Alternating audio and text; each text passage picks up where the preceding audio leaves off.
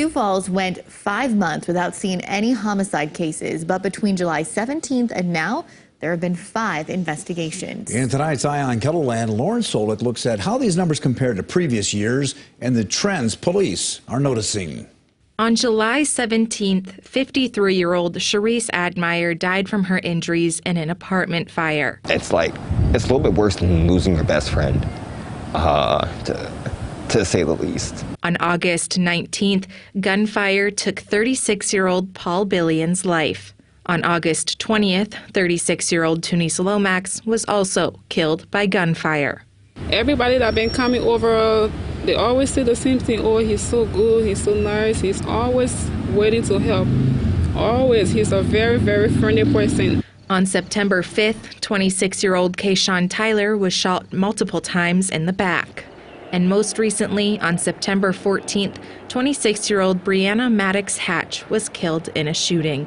Anytime you have a few homicides in a short amount of time, it seems like there's a big problem. So far, there have just been those 5 homicide cases this year in the city. 5 was the total amount for all of 2021. However, a record was set in 2020 with 13. There were 7 in 2019, 8 in 2018, and 10 in 2017.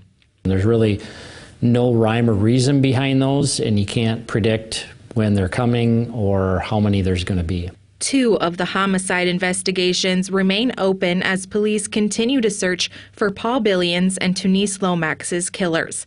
Police say these 2 cases have been harder to solve because there seems to be no witnesses. We are appealing to anyone who may have information of this. Lomax is dead, but we don't know who will be the next victim. Someone else could be the next victim. If you don't come up to say something, that man is still alive. Homicide investigations are those types of investigations where really no piece of information is too small. Sam Clemens with the Sioux Falls Police Department says it's hard to tell if there is a threat to the public with these cases still unsolved. Anytime somebody is willing to take another's life, you don't know necessarily what they're capable of. And there could be instances where if it's like some domestic type of relationship, you could say that that person was targeted, but still they committed a homicide. And so, what are they going to do to try to cover up that crime? Could there be other people involved? There's always what ifs that we could play out. As for the other 3 homicide investigations, police have made an arrest in Kayshawn Tyler's case. However, the suspects in both Charisse Admire's and Brianna Maddox Hatch's cases are currently in the hospital themselves and haven't been charged. Anytime we have a homicide, it's a high priority. We have detectives that are pushing other work aside, and they all come together as a unit and focus on solving these homicides. 4 out of the 5 homicides were due to gun violence. The one gunshot nuts, and I asked my son, I said, did you hear that? And he said, yeah. And I didn't think to call anybody because we hear gunshots so often here. Clemens says the Sioux Falls Police Department has been receiving gun calls at rates they haven't seen before. We've seen in the last couple of years innocent people that have been shot. We had a homicide where the victim had absolutely no connection to anything, and he was literally an innocent bystander. Had nothing to do with anything and just happened to be in the wrong place. Those are the types of things that are troubling. A worrying thought for the future. I think if this gun violence continues, there's a good chance that other innocent people could be harmed.